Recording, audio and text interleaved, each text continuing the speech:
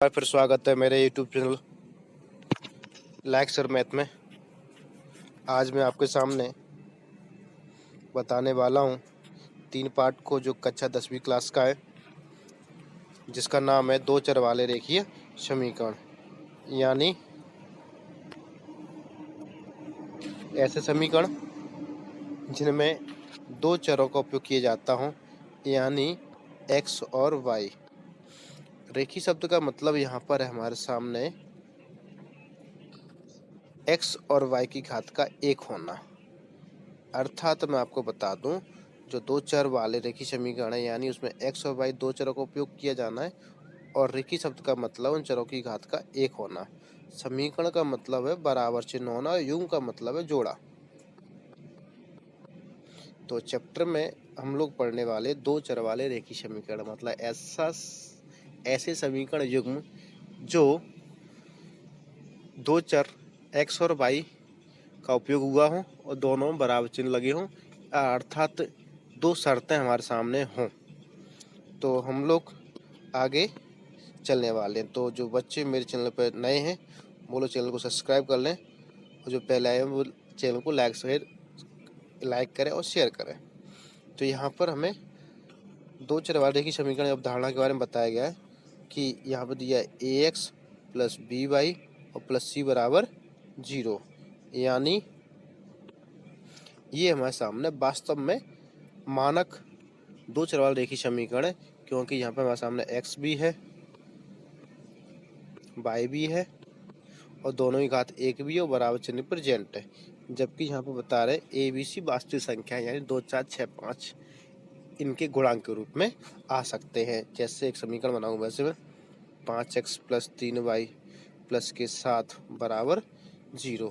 तो यहाँ पर जो ये हमने यहाँ पर जो 5 लिया है वो क्या अपने सामने एक चर वास्तविक संख्या है, 3 यहाँ पर वास्तविक संख्या, 7 यहाँ पे क्या है एक वास्तविक संख्या है। तो ये कुछ इसके बारे में था, जैसे कि यहाँ पे समझाया गया है 3x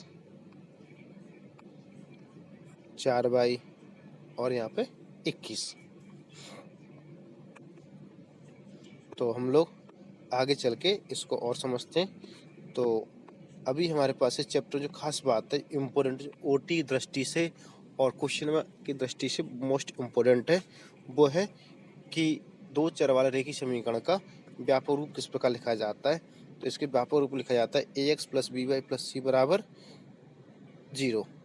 मतलब a1x plus b1y plus c1 बराबर 0। वन का मतलब यहाँ पे आ रहा है कि पहले समीकरण के ए बी सी गुणांक हैं, a1 b1 और c1 के फॉर्म में। इसी प्रकार दूसरे समीकरण में a2x plus b2y plus c2 बराबर 0। तो a2 b2 और c2 यहाँ पर चरों के गुणांक हैं। यदि हम इन्हें ग्राफ में प्रेजेंट करें तो ये रेखाएं एक दूसरे को काटेंगे, यानी ये हमारा एक्स अक्ष हो जाए, वाई अक्ष हमारे पास। जैसे ही मैं कलर कोडिंग करके बताता हूँ, यहाँ पे ये हमारे सामने एक कोई रेखा है, ये कोई रेखा है और ये कोई दूसरी रेखा है। तो ये दोनों एक दूसरे को इस पॉइंट पर काट रही हैं,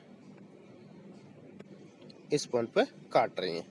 या फिर दोनों रेखाएं इस प्रकार होंगी कि एक दूसरे को काटें ना, या फिर इस प्रकार होंगी कि एक दूसरे के ऊपर ये संपाती हो जाए, यानी एक के ऊपर एक हो जाए। यदि हम कागज के समतल में या जमीन पर दो पेंसिल लेके जमीन में गिराएं तो इस प्रकार आकृति बनाएंगे कि वो एक दूसरे को या तो काटेंगी नहीं, समांतर रहेंगी, या फिर एक दूसरे को किसी बिंदु पर काटेंगे या एक ऊपर एक हो जाएगी। उसी चीज को हम लोग गणित में किस प्रकार पढ़ते हैं। तो यहाँ पर दिया हुआ a1 और बटे a2 मीन्स इसका मतलब हुआ जो x जो चर है उसके गुणांकों का अनुपात। ये दिया b1 बटे b2 यानी y के गुणांकों का अनुपात, और बीच में लगा नॉट इक्वल। इसका मतलब क्या हुआ कि चरों के गुणांकों का अनुपात बराबर नहीं है। इसका मतलब ये हुआ कि इसको यदि हम रेखाओं को ग्राफ में बनाएंगे तो रेखाएं एक दूसरे को किसी बिंदु पर प्रतिच्छेद करेंगी, यानी इस बिंदु पर काट रही हैं तो इस प्रकार वो काटेंगे। तो काटने वाले का मतलब एक बिंदु पर काटेंगे तो समीकरण का एक अद्वितीय होगा, निकाय को संगत कहा जाएगा। संगत का मतलब है कि उसका हल होगा। एक्स और वाई में कोई संबंध रहेगा, जिससे कि एक्स की सहायता से वाई निकलेगा। इसी प्रकार दूसरी कंडीशन यहाँ पे दे रखी है हमें, यहाँ पे A1/A2 बराबर B1/B2 बराबर C1/C2, यानी जो चरों के गुणांक हैं उनका अनुपात आपस में कैसा है, समान है। तो रेखाएं हमारे सामने कैसी होंगी, यहाँ पे समपाती होंगी। समपाती मतलब एक के ऊपर एक होना है। और इस प्रकार एक रेखा दूसरी रेखा को प्रत्येक बिंदु पर काटती है। एक रेखा दूसरी रेखा को बराबर हर एक बिंदु पर काटती है, तो कटान बिंदुओं की संख्या यहाँ पर अपरिमित हो जाती है। जैसे कि एक रेखा ये है, इसी के ऊपर दूसरी रेखा निकली, तो ये रेखा इसके संपर्क में हर जगह पे आ रही है। जब हर जगह पे संपर्क में आ रही है तो कटान बिंदु को हम लोग क्या कहते हैं, हल कहते हैं। तो यहाँ पर हमारे सामने अपरिमित रूप से अनेक हल हो जाएंगे, और जब अनेक हल हो जाएंगे यानी एक्स के रिस्पेक्ट में वाई को हम निकाल रहे हैं, तो यानी इसमें क्या हो, यहाँ पे हल कैसे कहलाएंगे, यहाँ पे संगत हल कहलाएंगे। जैसे यहाँ पे संगत हल कहलाएंगे। और तीसरी कंडीशन आती है A1/A2 इक्वल B1/B2 और नॉट इक्वल आता है C1/C2। इसका मतलब ये हुआ कि जो रेखा है उनकी दिशाएं तो सेम है। जिस चीज़ दिखाता है हमको A1A2 और B1B2 के अनुपातों का बराबर होने से, और जो C1C2 दिखाता है उनकी मूल बिंदु से दूरी को, जो अगली क्लास में आपको ऐसा देखने को मिल जाएगा। जैसे कि मैं एक्स अक्ष और वाई अक्ष को मैंने बनाया यहाँ पर, ठीक है, और ये मैंने दो लाइनें खींच दी यहाँ पे परस्पर समांतर है। तो जो A1/A2 और B1/B2 ये दिखाता है इनकी दिशाओं को, इनके अनुपातों बराबर होने के मतलब दिशाएं इनकी कैसी सेम है। और जो C1/C2 यहाँ पे जो है वो दिखाता है मूल बिंदु से इनकी दूरियां। तो इन मूल बिंदु से इन दोनों रेखाओं की दूरी कैसी है, अलग अलग है। इसका मतलब क्या हुआ कि रेखा संपाती नहीं है, ना ही प्रतिच्छेद कर रही हैं। तो इसका मतलब क्या हुआ कि रेखा परस्पर कैसी है, समांतर है। और समांतर रेखाओं में कोई भी कटान बिंदु नहीं होता। ये रेखाएं एक दूसरे को कभी नहीं काटती। जब कभी नहीं काटती तो इसका मतलब ये हुआ कि रेखाएं कैसी होंगी, परस्पर समांतर होंगी। और समांतर होंगी, कोई हल नहीं हो रहा, तो इसको बोलते हैं एक्स की सहायता से वाई को नहीं निकाल सकते, यानी निकाय के जो हल है वो कैसे असंगत है। तो हमें यहाँ पर परिचय दृष्टि से क्या आता है कि क्वेश्चन पूछा जाएगा कि रेखा प्रतिच्छेदी तो कैसे हल होंगे, तो हम बोल सकते हैं एक द्वितीय हल होगा। और सर प्रतिबंध क्या हुआ, A1/A2 नॉट इक्वल B1/B2। यदि क्वेश्चन इस प्रकार पूछा गया कि A1/A2 बराबर है B1/B2 बराबर C1/C2 है, तो उनका आलेखी निरूपण कैसा होगा, तो हम कह सकते हैं आलेखी निरूपण समपाती रेखा प्रदर्शित करेगा। उनका हल क्या होगा, तो हल क्या होगा, उनका अनेक हल होंगे, यानी प्रत्येक रेखा एक रेखा दूसरी रेखा को हर एक बिंदु पर काट रही होगी, और हल कैसा होगा, संगत हल होंगे उनके। तो इसमें किसी प्रकार से कोई भी ओटी पूछी जा सकती है। यदि पेपर 10वीं क्लास का होता है इस साल, तो इनमें से एक निश्चित मतलब 99% तक एक ओटी पेपर में आती ही है। और शायद किस्मत से रहा तो इसमें क्वेश्चन भी बन जाता है। तो हमारे पास थोड़ा समझने की कोशिश करते हैं कि इन रेखाओं के कैसे हल होंगे, जिससे कि आपको प्रैक्टिस में हो जाए। तो हमारे पास अभी हाल ही में एक क्वेश्चन दिए रखा है, जो कि 3x + 2y इक्वल देखा है 21। यानी यहाँ पर हमें x का गुणांक 3, 2 और अचर राशि दे रखी है 21। इसी प्रकार दूसरे समीकरण 2x + y इक्वल देखा 13। तो यहाँ पर इनके अनुपातों की हम तुलना करें तो पहले अनुपात आ रहा है 3:2, दूसरा अनुपात आ 2:1, जो निश्चित ही एक दूसरे के बराबर नहीं है। यानी हम कह सकते हैं यदि चरों के अनुपात x का जो चर x है उनके गुणांकों का अनुपात A1 A2 और चर y के गुणांक जो है B1 और B2, इनके गुणांकों का अनुपात बराबर नहीं है, तो हम कह देंगे कि इनका ग्राफीय निरूपण प्रतिच्छेदी रेखाएं प्रदर्शित करेगा और निकाय का एक अद्वितीय हल होगा। यानी रेखाएं एक बिंदु पर एक दूसरे को काटेंगी और निकाय संगत होगा।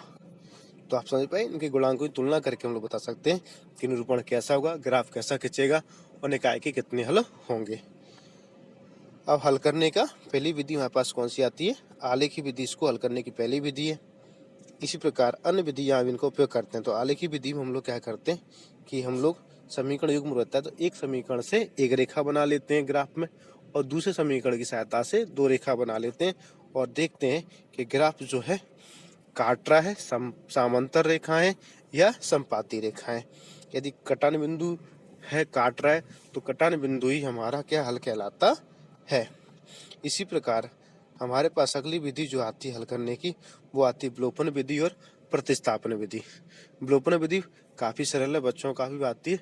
विलोपन विधि में हम लोग करते क्या है, जो हमारे पास चर होते हैं x और y, तो उन चरों के गुणांकों को हम एक समान कर लेते हैं, या तो समान होंगे या समान नहीं है तो समान कर लेते हैं। जैसे समान हो जाते हैं तो उनके चिन्हों को विपरीत करके हम एक दूसरे से कैंसिल कर देते हैं। यदि हम x को कैंसिल कर देते हैं तो y बचता है, और y को कैंसिल कर लेते हैं तो x बचता है। जैसे कि हमारे पास ये समीकरण दे रखा है x + y = 5 और 3x + 4y = 10। तो यहाँ पे x का गुणांक 1 है और नीचे x का गुणांक कितना है, यहाँ पे 3 है। तो चरों को गुणांक बराबर करने के लिए हम लोग क्या करते हैं, पहले समीकरण में ये दोनों पक्षों में 3 से गुणा कर लिया, तो जिससे हमारे पास कितना बन गया 3x, और माइनस चिन्ह लगा दी, जिससे क्या होंगे गुणांकों के चिन्ह गुणांक बराबर तो गए, लेकिन विपरीत चिन्ह करने के लिए हमें क्या करना पड़ता है, घटाना होता है, जिससे कि x हमारे सामने विलोपित हो गया यानी गायब हो गया, और जिस y की वैल्यू निकल आई। इसी प्रकार यदि y को अगर गायब करना होता तो y का गुणांक लिखा है 4, ऊपर कितना लिखा है 1, तो हम ऊपर किससे गुणा करते हैं, यहाँ पे 4 से गुणा करते हैं, नीचे 1 से। तो y के गुणांकों को यदि समान कर लेते और माइनस विपरीत चिन्ह लगा कर y को विलोपित कर लेते, y को विलोपित कर लेते हैं तो हमारे पास x की वैल्यू आ जाती। हाँ, किसी को भी मान निकाल के हम लोग सॉल्व कर सकते हैं।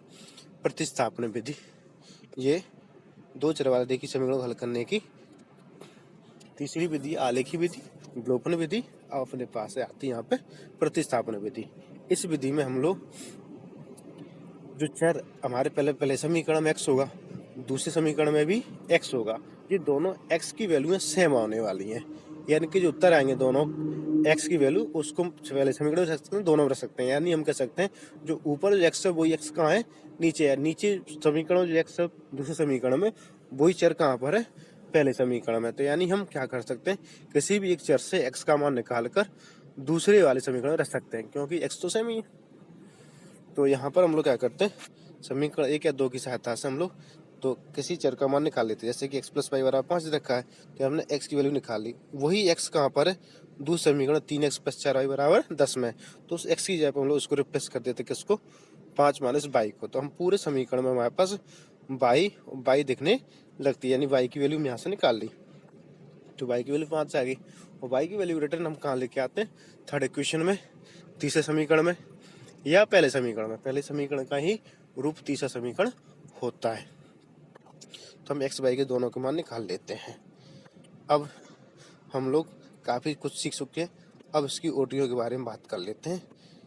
तो ओटियाँ जो है सिंपल से इसमें 2 अंक की पूछी जा रही हैं, तो जल्दी जल्दी सीख के बता लेते हैं कि समीकरण का a1x + b1y + c1 = 0 तथा a2x + b2y + c2 = 0 के अनंत होने की शर्त है। अनंत हल होने का मतलब है कि इसमें अपरिमित रूप से बहुत सारे हल हों। बहुत सारे हल जब हो सकते हैं जब एक रेखा दूसरी रेखा को अनंत बिंदुओं पर प्रतिष्ठित कर रही है। तो ऐसी कंडीशन में रेखाएं कैसी होती हैं, संपाती होती हैं। और संपाती होने का मतलब हुआ कि उनकी दिशा और मूल बिंदु से दूरी बराबर होना, यानी उनके गुणांकों का अनुपात बराबर होने से है। अर्थात हमारा जो उत्तर होगा वो कौन सा होगा, वो हमारा उत्तर होगा इसमें डी नंबर का। डी नंबर यानी a1/a2 = b1/b2 = c1/c2। इसी प्रकार नेक्स्ट क्वेश्चन हमारे पास, यदि समीकरण निकाय का कोई हल नहीं होता है तो निकाय कहलाता है। कोई हल नहीं है यानी रेखा एक दूसरे को कहीं नहीं काट रही। जब कहीं नहीं काट रही तो कटन बिंदु नहीं बन रहा, कहीं नहीं काट रही तो कटाने बिंदु नहीं बन रहा, और कटाने बिंदु नहीं बन रहा तो हम इसका मतलब x की सहायता से y नहीं निकाल सकते, यानी संगत इसका जो हल है वो कौन सा होगा, असंगत निकाय। इसी प्रकार नेक्स्ट क्वेश्चन है वो हमारे पास, यदि सरल रेखा समांतर होती है तो उनके हल हों। समांतर यदि है तो उनका कोई हल नहीं होता है, यानी हमारे पास जो ऑप्शन है वो हमारे पास कौन सा आ जाएगा, सी ऑप्शन, कोई हल नहीं। नेक्स्ट क्वेश्चन हमारे पास आ रहा है, दो प्रच्छिद रेखाओं के हल होते हैं। दो प्रच्छिद रेखाओं के हल होते हैं, यानी दो रेखाएं प्रच्छिद करती हैं तो एक कटान बिंदु बनाएंगी, और एक कटान बिंदु बना रही हैं तो उसका जो है एक हल होगा। इसी प्रकार अगला क्वेश्चन है, यदि समीकरण लिखा है कि अनंत अनेक हल हों तो रेखाएं कहलाती हैं। अनंत अनेक हल हों तो इसमें कंडीशन फिलअप बता चुका हूँ, यानी रेखाएं कैसी होंगी, यहाँ पे संपाती होंगी। तो इस चैप्टर की 5 छुट्टियाँ थी, कम्प्लीटली मैंने आपको समझा दी हैं, और छोटे छोटे कुछ क्वेश्चन हैं, इनको मैं इस बुक्स में या इसकी सहायता से नहीं कर सकता, जबकि यूट्यूब पे पहले ही वीडियो बना चुका हूँ तीसरे पार्ट का, जो भाषागत सवाल थे उन सभी भाषागत सवालों का, जो अलग अलग एक्सरसाइजों से इम्पोर्टेंट क्वेश्चन थे। तो यूट्यूब चैनल जो है लैक्स और मैथ में सब्सक्राइब कर ले और समय समय पर वीडियो देखते रहे। तो जो छात्र नए वो शीघ्र चैनल को सब्सक्राइब करें, क्योंकि अभी जो समय है वो ठीक नहीं चल रहा है, ठीक है। और पूर्व छात्र जो पहले से जुड़े हुए हैं इस चैनल पे, तो वो लोग इस चैनल को लाइक करें और शेयर करें और कमेंट करें यदि आपको कुछ समस्या है या कुछ खास टॉपिक पे आपको कुछ क्वेश्चन बनाने हैं तो। Thanks for watching my channel lecture math. धन्यवाद।